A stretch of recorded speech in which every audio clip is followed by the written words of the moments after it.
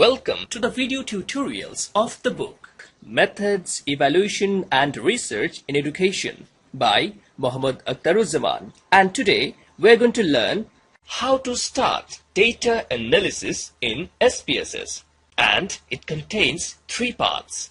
Part 1 is the introduction to SPSS. Part 2 is the variable declaration and setting its attributes, and part 3 is the data entry, syntax editor, chart editor and the output viewer.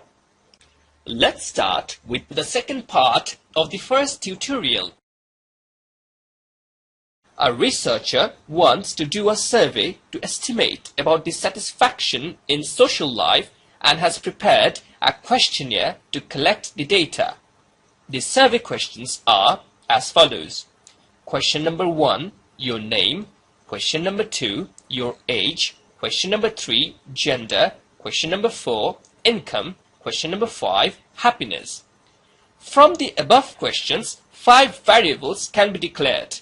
These are name for question 1, age for question 2, gender for question 3, income for question 4, and happiness for question 5. Now, we're going to do the details of data coding, which refers to variable declaration and setting its attribute. Look at the screen. See, there are 10 columns, which is nothing but 10 attributes of a variable. And we have to set those attributes. Let's see each of them. First column is name of the variable. You have to write the name of a variable in this column. For example, name, then age, then gender, then income, then happiness, which we have already discussed a few seconds back. There are many rules of writing variable name, but if you remember few things like it is not case sensitive, uppercase or lowercase doesn't matter at all, and if more than one word is used, then definitely use underscore between them.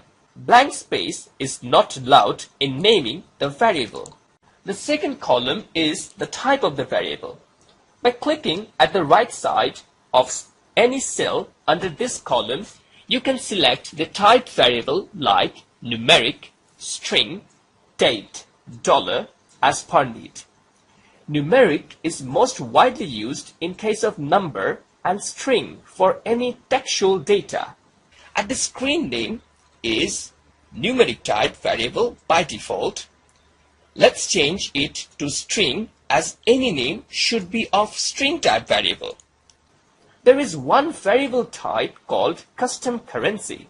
It is used when the currency accepts dollar, for example Bangladeshi taka. You can see how it can be done. Select the type of the fourth variable income as custom currency. Click OK. Now let's go to edit menu. Go to edit menu, then options, and finally currency. In the prefix box under all values, write BDT and then a single space. If you want to write TK at the end of the data, then give a single space and then write TK in the suffix box. Click apply and OK. Now see its reflection in the data view of the SPSS data editor. Just see it. The third column is the width. It implies the number of character or digits the variable can hold. Now moving on, the fourth column is decimal. If there are digits after the decimal point, then use this column. Fifth one is label. It is the description of the variable. For example, name of the citizen for variable name and age of the citizen for age. Moving on, sixth one is values. It is used to categorize the data. For example, we want to categorize the citizen of a country into male and female. Let's click at the right side of any cell under the values column. A value label window will appear. Here, male can be represented by 1 and female by 2. In SPSS, value labels icon in the toolbar, the third one from the right, is used to display and enter data efficiently in data editor. It is easier to select male or female rather than writing 1 or 2. So easy.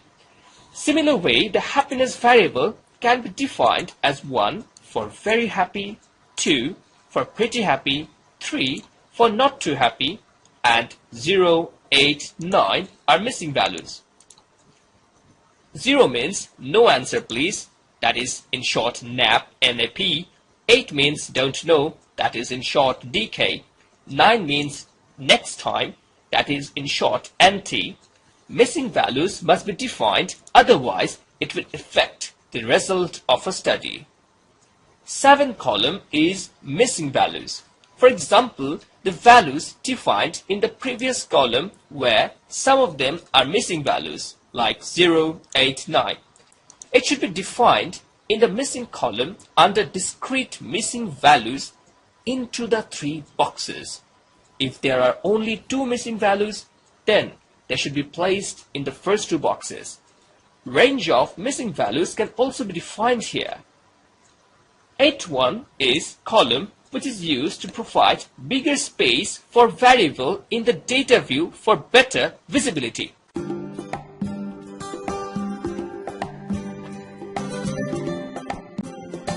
Anyways, moving on. 9th one is align, which is used for the alignment of data in the data view. It may be left, right, or center. 10th one is measure, which is actually the scale of measurement. There are 4 types of scale, which are nominal, ordinal, interval, and ratio scale.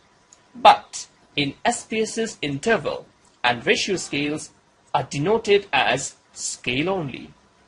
Nominal scale is used to categorize or identify the data. For example, male is 1 and female is 2. These 1, 2 are just symbolic. You can do only counting, not any computation, like add, multiplication, division on it. Ordinal scale or ordinal data is also categorical but is used when ranking is used. For example, categorization of salary of all the employees in a big company like 5 to 10,000 as 1 and 10 to 20,000 as 2 and many more. All the data except nominal and ordinal are scale. So, in this part of the tutorial 1, we have seen the details of data coding in the SPSS data editor. In the third part of this tutorial, we will discuss the data entry and the rest 3 windows, which is syntax editor, chart editor, and the output viewer. Thank you for staying with us. It's Yasdani saying you goodbye.